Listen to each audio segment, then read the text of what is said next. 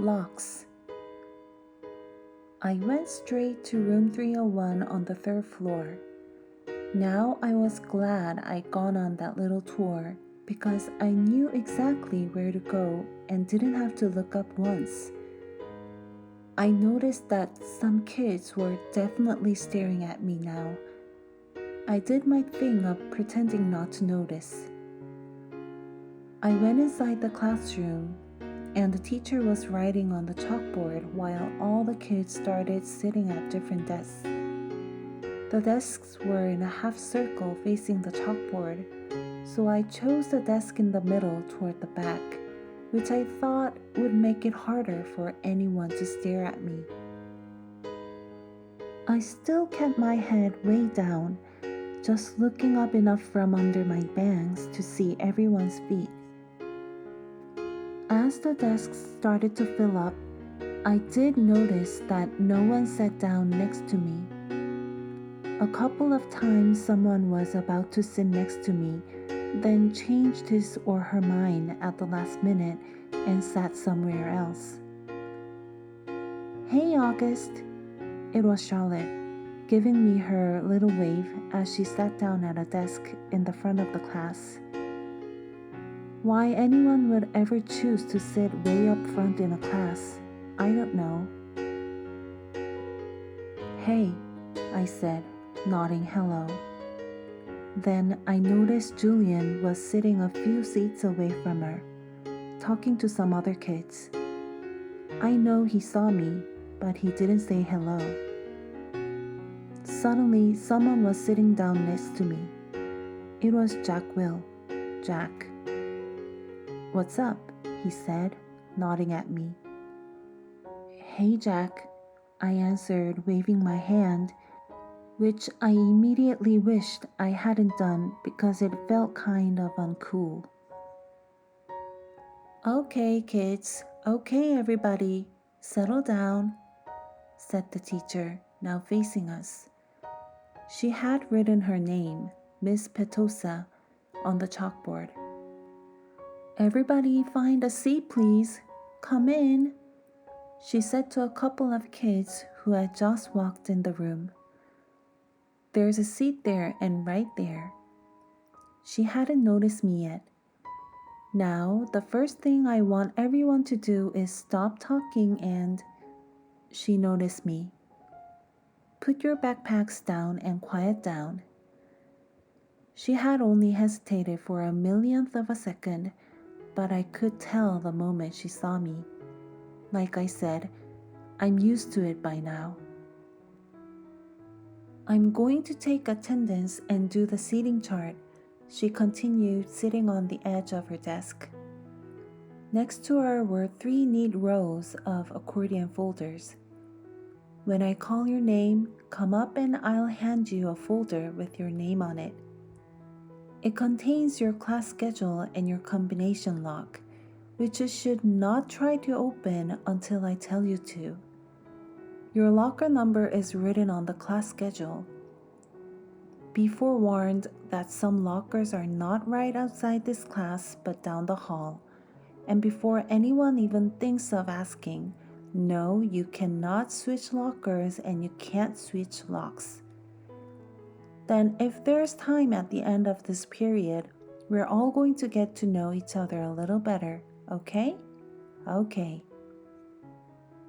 She picked up the clipboard on her desk and started reading the names out loud. "Okay, so Julian Albans?" she said, looking up.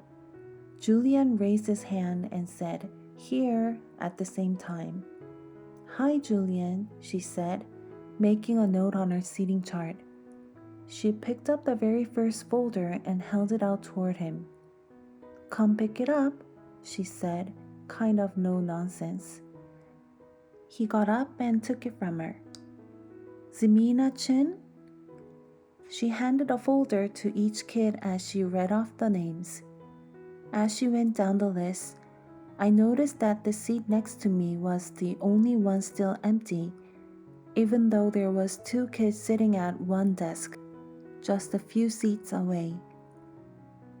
When she called the name of one of them, A big kid named Henry Joplin, who already looked like a teenager. She said, "Henry, there's an empty desk right over there. Why don't you take that seat, okay?" She handed him his folder and pointed to the desk next to mine. Although I didn't look at him directly, I could tell Henry did not want to move next to me.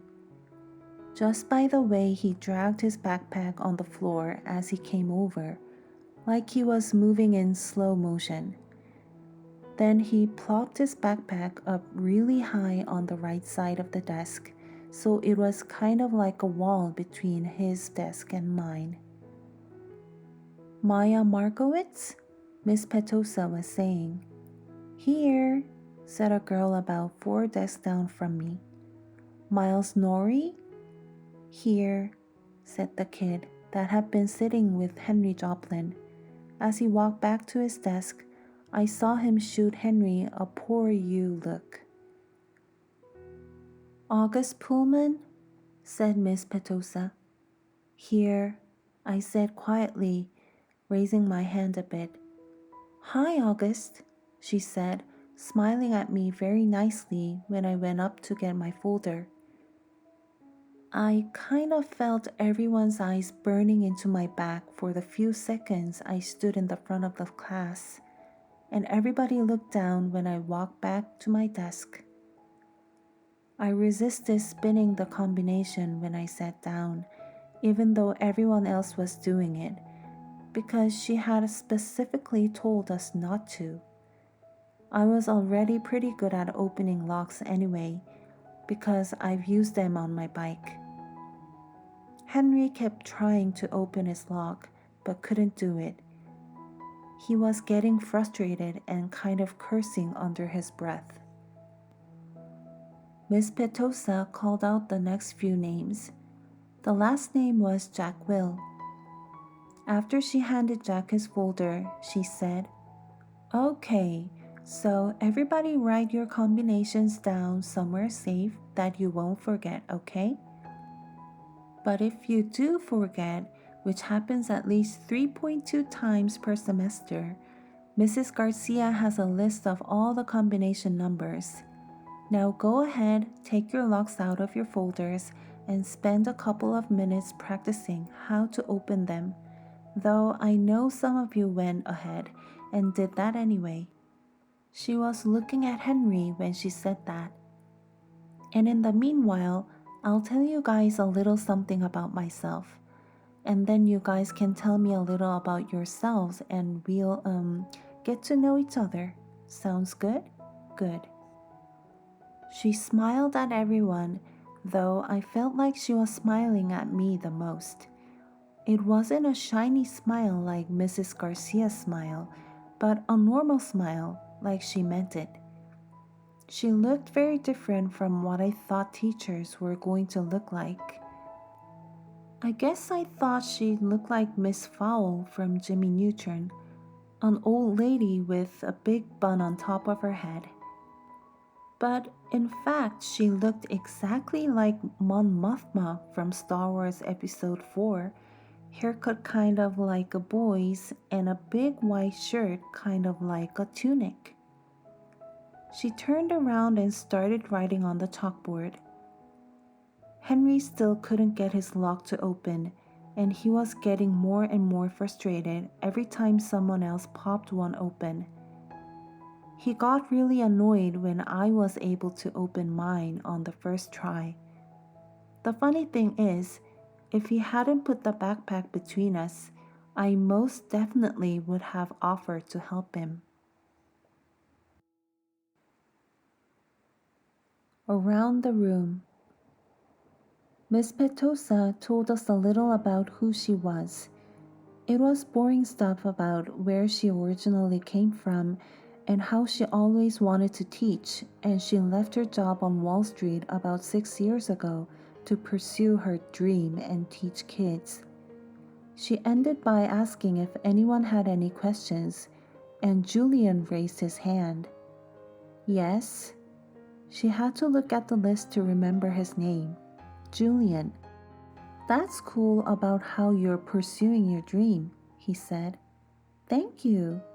You're welcome. He smiled proudly. Okay, so why don't you tell us a little about yourself, Julian? Actually, here's what I want everyone to do. Think of 2 things you want other people to know about you. Actually, wait a minute. How many of you came from the Beecher Lower School? About half the kids raised their hands. Okay, so a few of you already know each other. But the rest of you, I guess, are new to the school, right? Okay, so everyone think of 2 things you want other people to know about you. And if you know some of the other kids, try to think of things they don't already know about you. Okay? Okay. So let's start with Julian and we'll go around the room. Julian scrunched up his face and started tapping his forehead like he was thinking really hard. Okay, whenever you're ready, Miss Petosa said. Okay, so number 1 is that do me a favor and start it with your names, okay? Miss Petosa interrupted. It'll help me remember everyone. Oh, okay. So my name is Julian. And the number 1 thing I like to tell everyone about myself is that I just got Battleground Mystic for my Wii and it's totally awesome. And the number 2 thing is that we got a ping pong table this summer.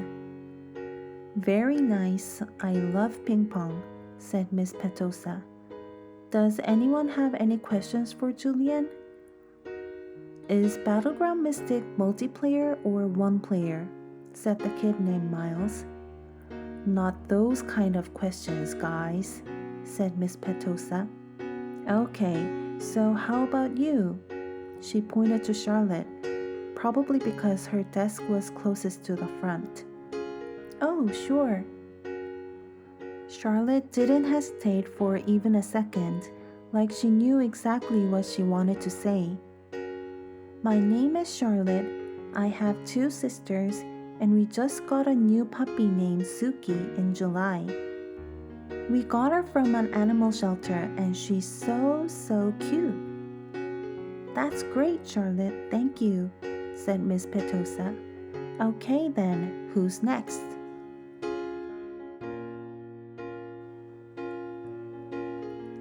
Lamb to the slaughter. Like a lamb to the slaughter. Something that you say about someone who goes somewhere calmly, not knowing that something unpleasant is going to happen to them. I googled it last night.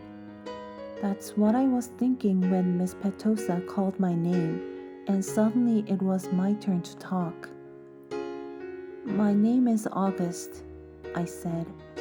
And yeah, I kind of mumbled it. What? Said someone. Can you speak up, honey? Said Miss Petosa. My name is August, I said louder, forcing myself to look up.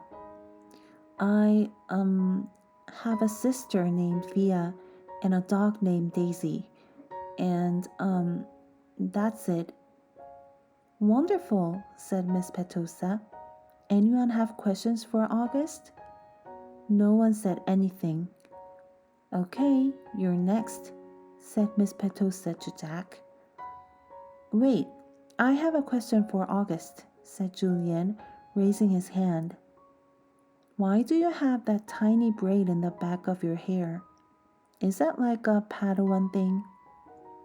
Yeah, I nodded. What's a Padawan thing? Said Miss Petosa, smiling at me. It's from Star Wars, answered Julian. A Padawan is a Jedi apprentice. Oh, interesting, answered Miss Petosa, looking at me. So, are you into Star Wars, August? I guess, I nodded, not looking up because what I really wanted was to just slide under the desk. Who's your favorite character? Julian asked. I started thinking maybe he wasn't so bad. Jango Fett. What about Darth Sidious? He said. Do you like him? Okay, guys, you can talk about Star Wars stuff at recess, said Miss Petosa cheerfully. But let's keep going. We haven't heard from you yet, she said to Jack. Now it was Jack's turn to talk, but I admit I didn't hear a word he said. Maybe no one got the Darth Sidious thing, and maybe Julian didn't mean anything at all. But in Star Wars Episode 3, Revenge of the Sith, Darth Sidious's face gets burned by Sith lightning and becomes totally deformed. His skin gets all shriveled up and his whole face just kind of melts. I peeked at Julian and he was looking at me. Yeah, he knew what he was saying.